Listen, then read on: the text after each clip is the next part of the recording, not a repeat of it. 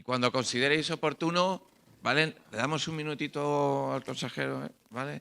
No apretemos mucho, ¿vale? En un minutito estamos.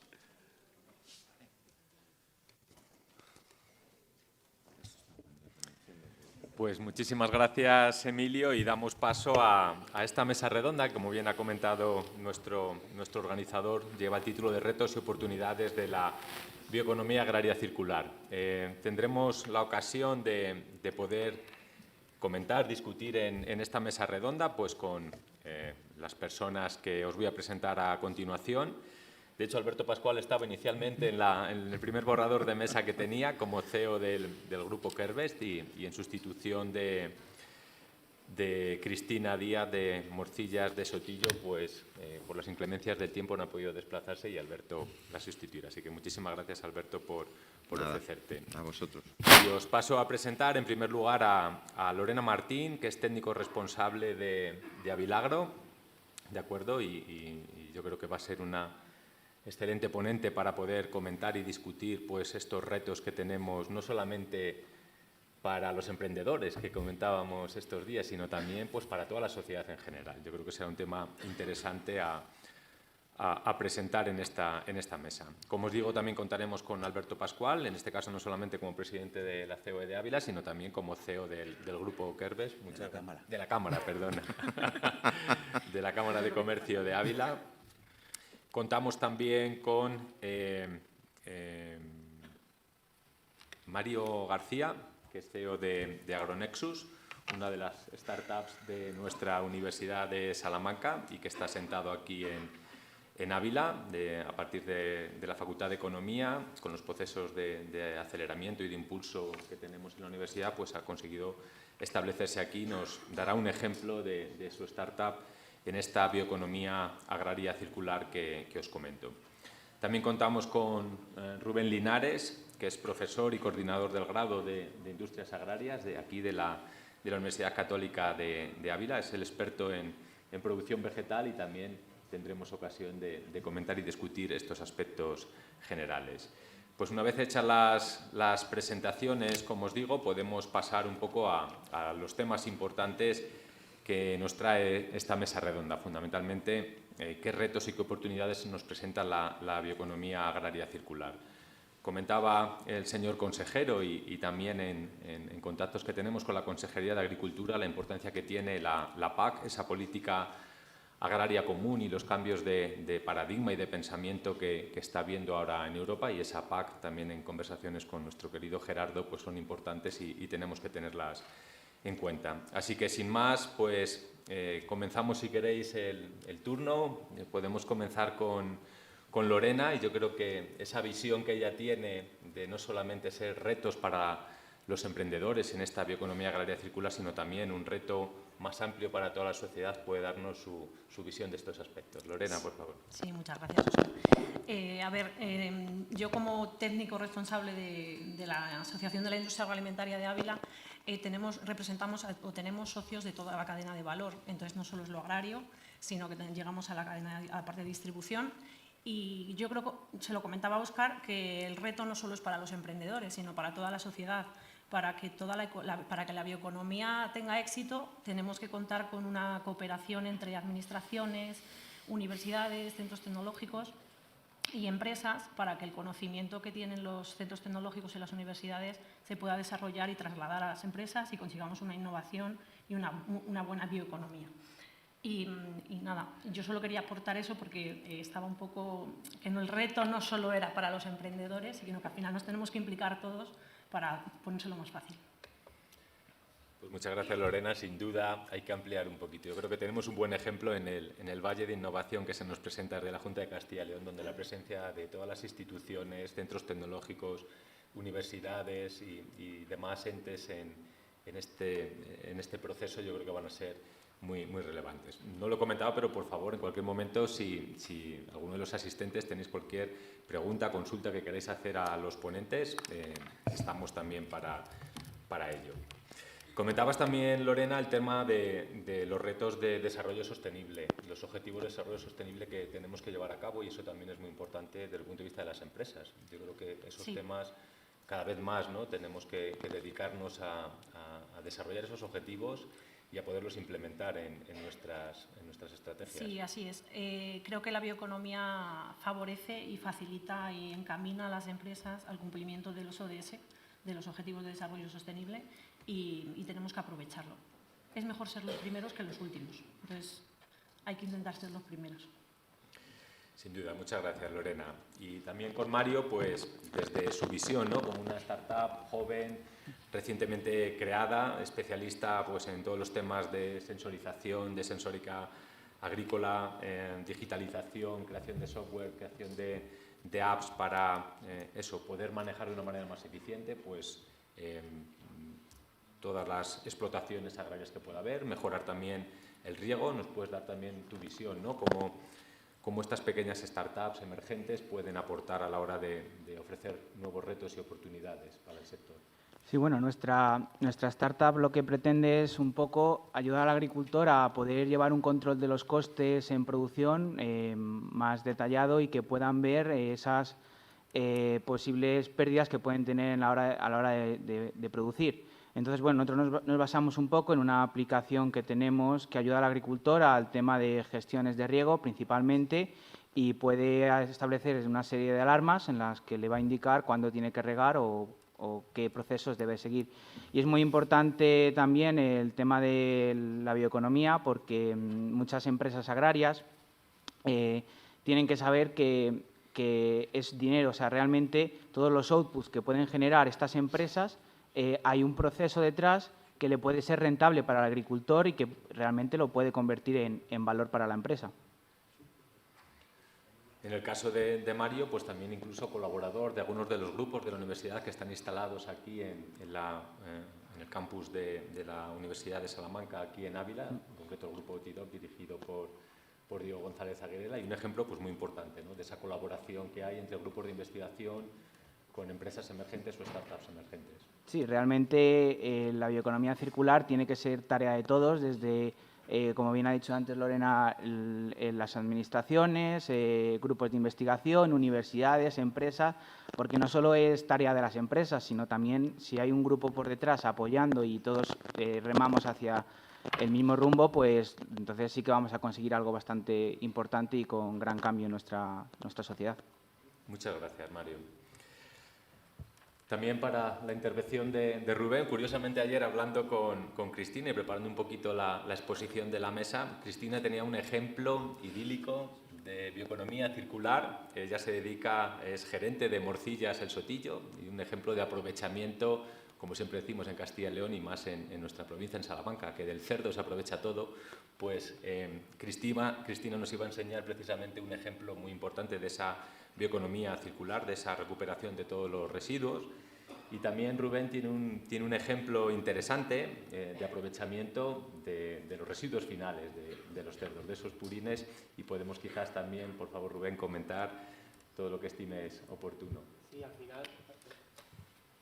final colaboramos con Alberto, y entonces uno de los ejemplos es el uso de los purines actualmente. Hasta ahora los purines era un subproducto que el ganadero se lo intentaba quitar haciendo, entre comillas, el menor daño posible, y al precio al que están los fertilizantes eso tiene que cambiar totalmente, porque los purines no es basura, es nitrógeno, fósforo y potasio.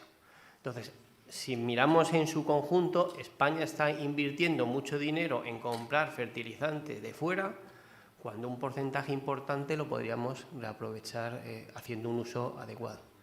¿Vale? Entonces, pero esto es un ejemplo que estamos trabajando con los purines y hemos demostrado que funcionan y bien gestionados, no tienen ningún problema contaminante.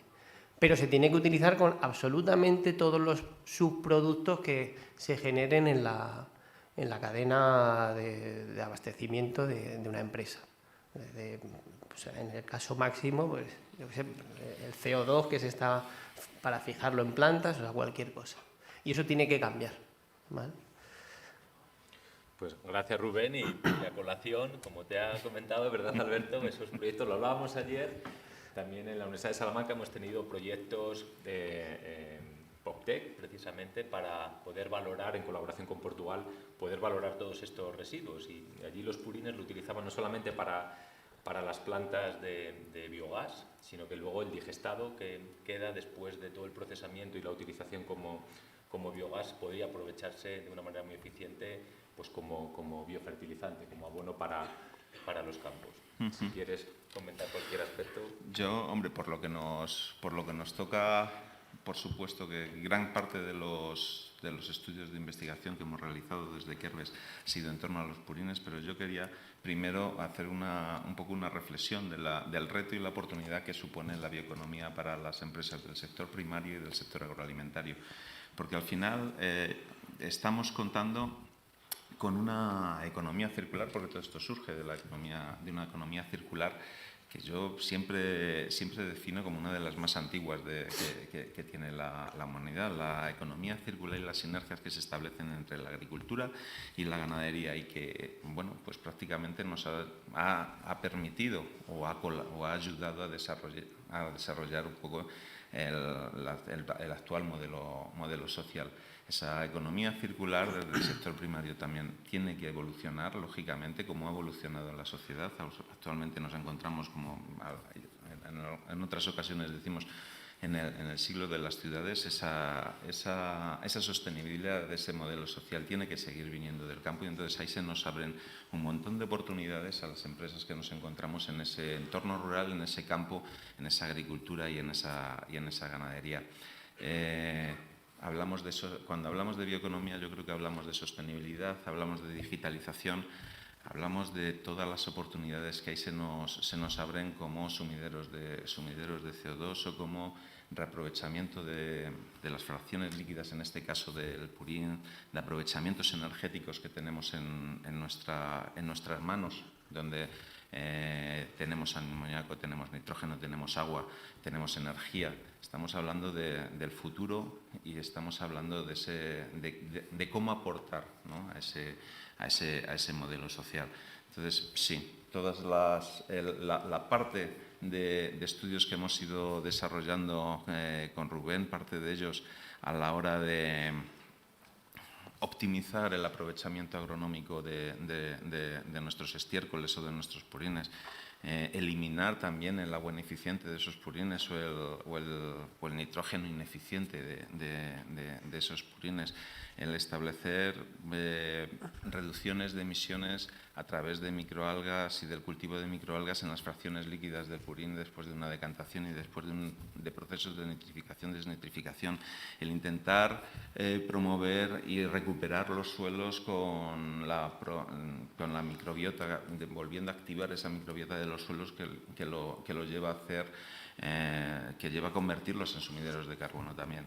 Bueno, pues yo creo que eso también ha evolucionado en nuestra empresa. De Agropecuaria Serrota hemos pasado a ser Kerbes y creo que es una oportunidad que también hay que trasladar. Muy bien, excelente, Alberto, la puesta en escena, ¿no?, de todas esas oportunidades que se nos presentan. Pero también tenemos grandes retos, lo comentamos ayer.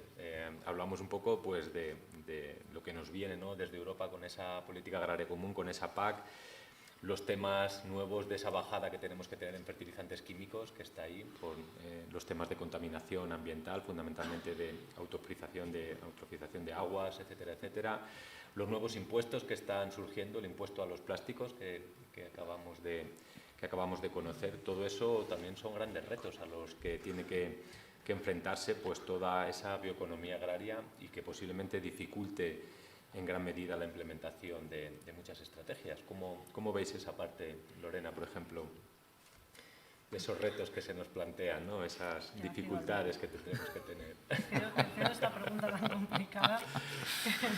No, mira, yo creo que todos son, sí que tienes razón, todos son, la podemos ver como dificultades o podemos verlo también, no sé cómo podemos poner nuestros molinos en funcionamiento ante una tormenta.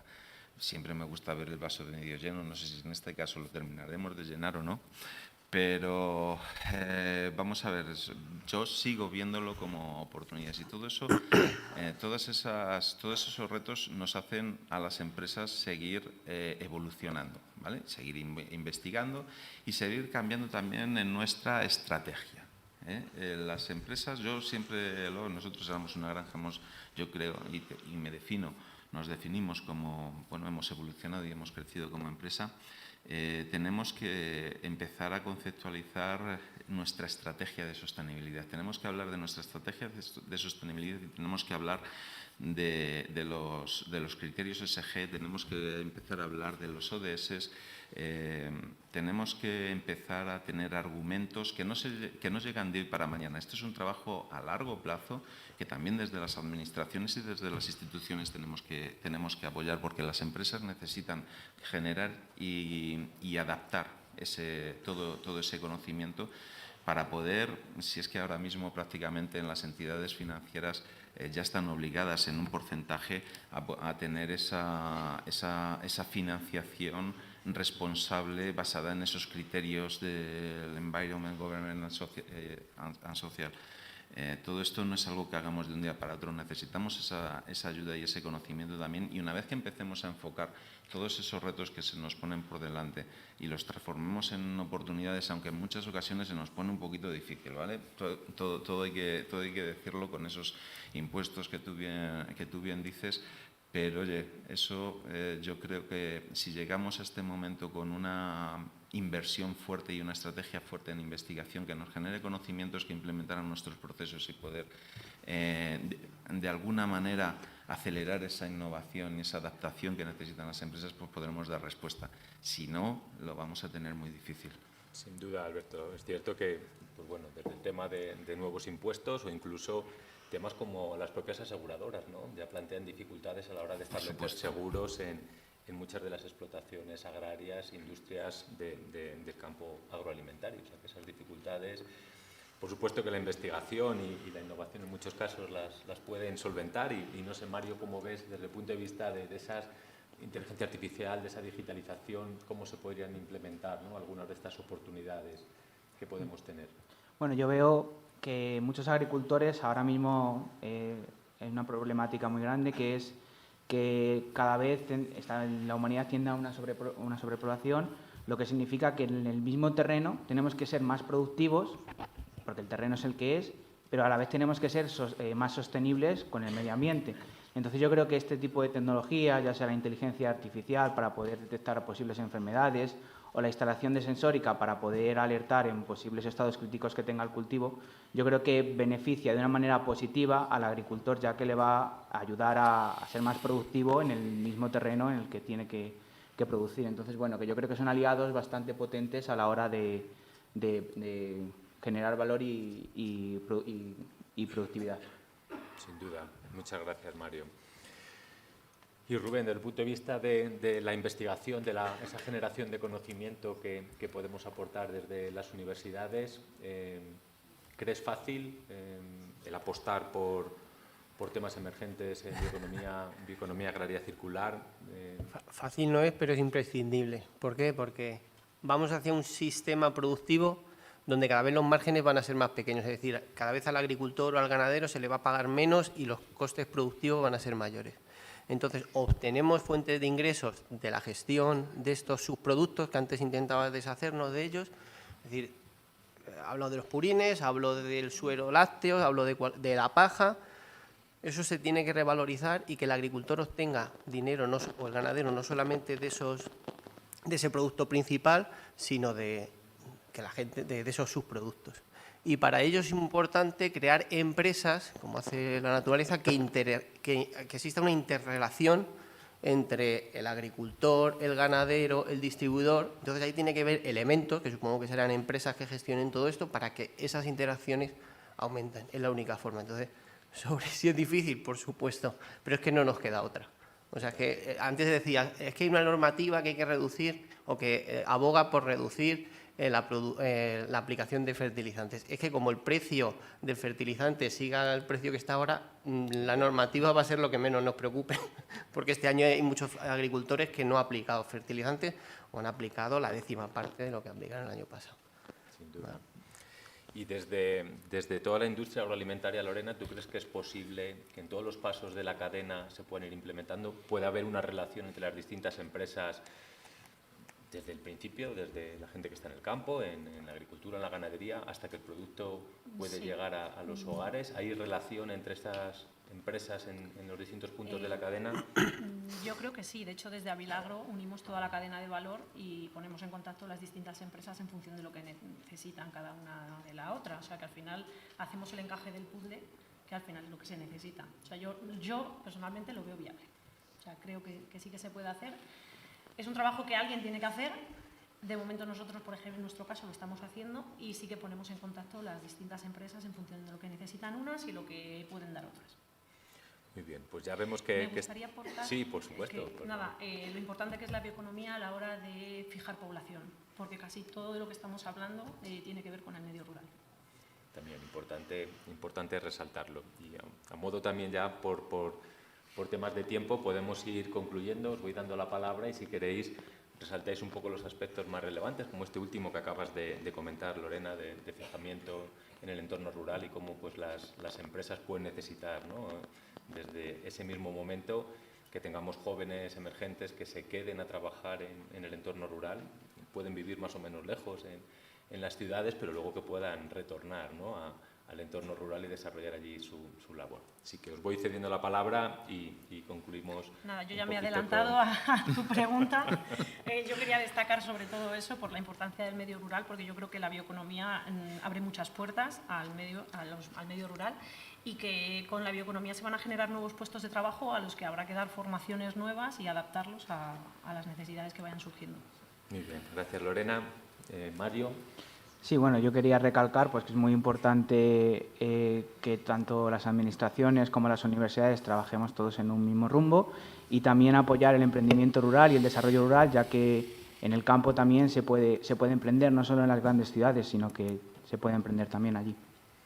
Muy bien. Rubén, ya para ir terminando, ¿qué Bueno, concluirías? Además de la normativa respecto a la economía circular, que hay que revalorizar, hay que dar un valor a todos esos residuos para que sean las propias empresas las que hagan de forma autónoma, sin normativa, este tipo de economía. Muy bien. Y finalmente, Alberto, con ese optimismo que nos has mostrado, ¿qué podrías resaltar? A mí me gustaría hacer un llamamiento a seguir generando espacios de encuentro entre los centros tecnológicos, entre las universidades, entre los centros de formación profesional y entre las empresas. Es básico generar esos lugares de encuentro, esos lugares de transmisión de conocimiento. No perdamos tiempo en investigar cosas que ya están conocidas, pero invertámoslo de verdad en los que nos generen un valor añadido nuevo, porque es muy necesario y esas empresas, al final, estas asociaciones empresariales como Avilagro, es importante a la hora de generar tracción unas empresas sobre otras. Pues puede ser una de las prioridades del nuevo Valle de Innovación, como comentaba Alberto, y posiblemente sea el mejor foro, el mejor nicho para poder llevar a cabo todas estas interacciones y darle continuidad a un proyecto tan importante como el que nos presenta Emilio con su CILHub. Muchísimas gracias a todos y espero que os haya resultado de interés la mesa. Muchas gracias.